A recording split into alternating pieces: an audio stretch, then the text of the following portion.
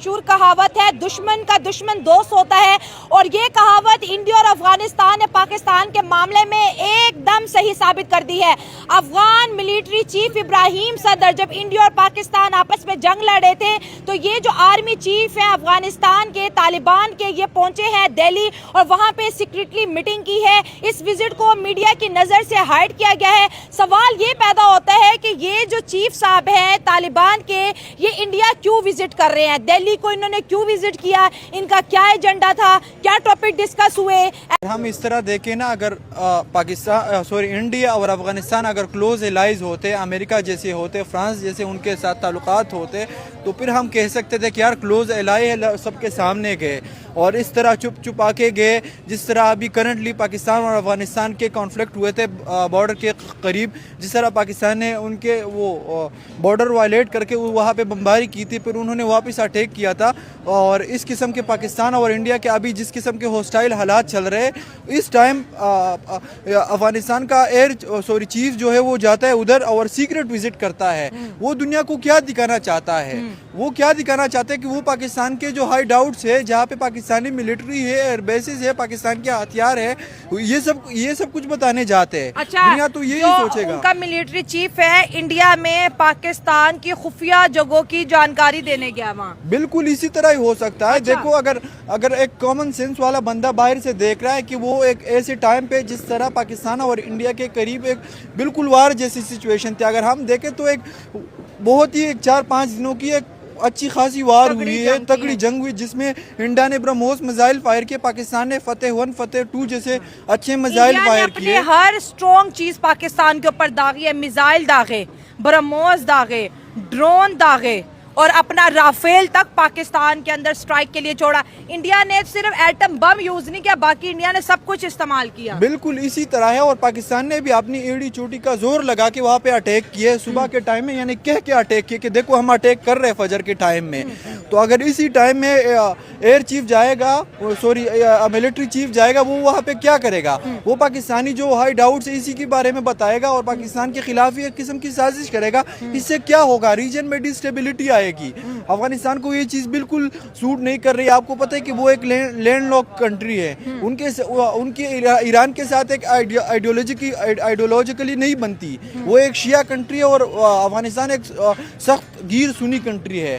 वो पाकिस्तान के तरफ ही उनके साथ ट्रेड होती है। वाहिद ऐसी कंट्री है जिस तरह इमरान खान जगह जगह जाता था कि वो आप लोग इस तरह करो, अफगानिस्तान को तस्लीम करो, ताकि वहाँ पे गुर्बत बढ़ेगी। उसकी वजह से क्या होगा? वहाँ पे और टेररिज्म आएगा। अगर वहाँ पे इन्वेस्टमेंट आएगी, वहाँ के लोगों को पैसे पहुँचेंगे, वहाँ पे टेक्नोलॉजी आएगी, तो वहाँ पे खुद ब खुद ही टेररिज्म खत्म हो जाएगा।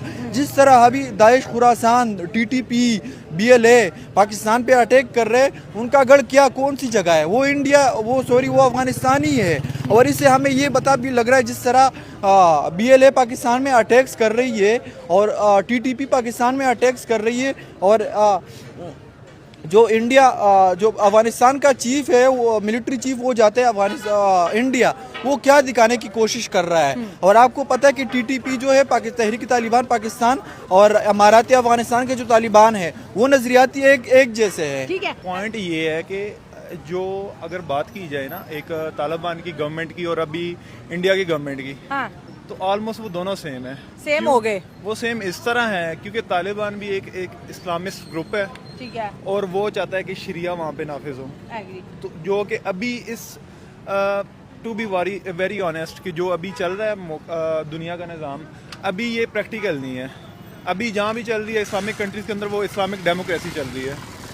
तो इंडिया में क्या चल रहा है? उनका हिंदुइज्म फैशिस्ट गवर्नमेंट चल रही है, फैशिस्ट रिजीम उनकी चल रही है। अच्छा, अब उनकी अवाम एक वो लिबरल सोच से कहती है कि एक जो इंडिया हमारा है कि वो एक लिबरल कंट्री है और हम उसको प्रोटेक्ट करेंगे, उसकी कॉन्स्टिट्यूशन को प्रोटेक्ट करेंगे। लेकिन इंडिया में जब से इसकी गवर्नमेंट आई है मोदी की, तो वो बिल्कुल उसके अगेंस्ट चल रहे हैं।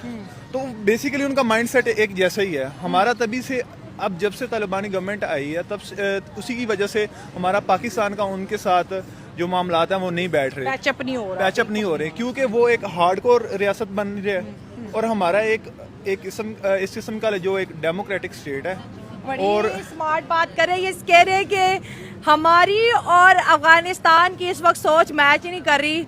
हम जो है जमहूरियत को प्रमोट कर रहे हैं और वहाँ पर जो है वो लैंड लॉक कंट्री है। ठीक हो गया, आगे बिल्कुल ऐसे ही है वो उनका।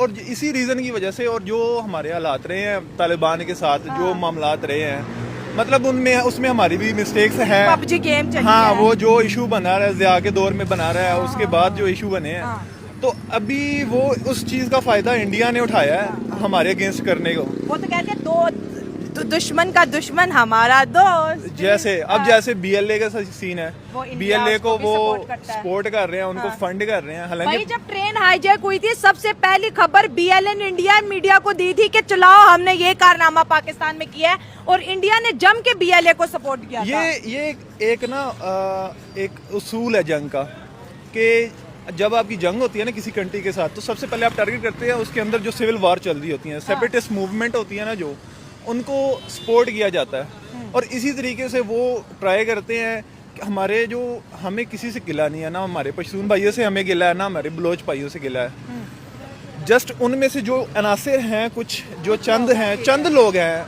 आसिम मुनीर साहब ने बोला था 1500 लोग हैं टोटल बीएलए के, तो वो उनको बेसिकली टारगेट करके उनको आगे लाते हैं, उनको फंड करते हैं ताकि वो हमारे मतलब जो पाकिस्तान की आवाम के खिलाफ, पाकिस्तान के जो एक हमारा जो एक जो हमारा एक मिशन है, जो हमारा मिशन है उसके अगेंस्ट चले। हाल ही में भारत और अफगानिस्तान के बीच उच्च स्तरीय संवाद हुआ, जिसे दोनों देशों के द्विपक्षीय संबंधों के लिए एक अहम कदम माना जा रहा है।